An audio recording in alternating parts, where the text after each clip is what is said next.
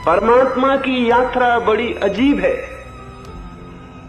परमात्मा की यात्रा वही करता है, वही कर सकता है जो सब यात्रा छोड़ देता है। इतना शांत हो जाता है कि उसे कहीं भी नहीं पहुंचना है। एक फकीर था,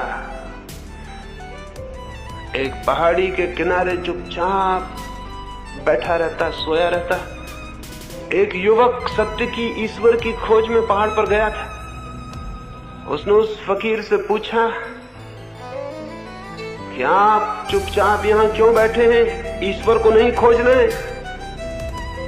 उस फकीर ने कहा, जब तक खोजता था तब तक नहीं मिला, फिर मैं ऊब गया और मैंने वो खोज छोड़ दी।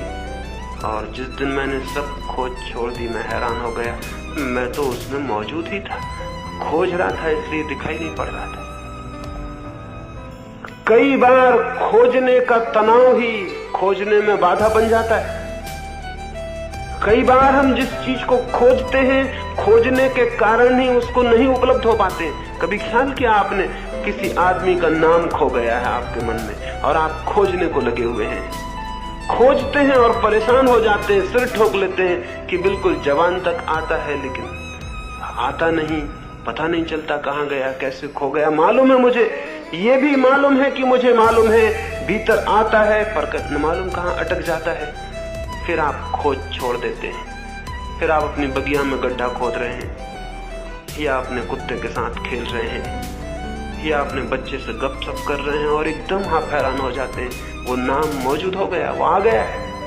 और तब आप समझ भी नहीं पाते कि ये कैसे आ गया। आप खोजते थे, खोजने की तनाव की वजह से मन अशांत हो गया, अशांत होने की वजह से उसे रास्ता नहीं मिलता था आने का, वो अटका रह गया पीछे। आप शांत हो जाओ तो वो आ जाए, आप अशांत हो तो वो आए कहां से, द्वार कहां मिले, रास्ता कहां मिले।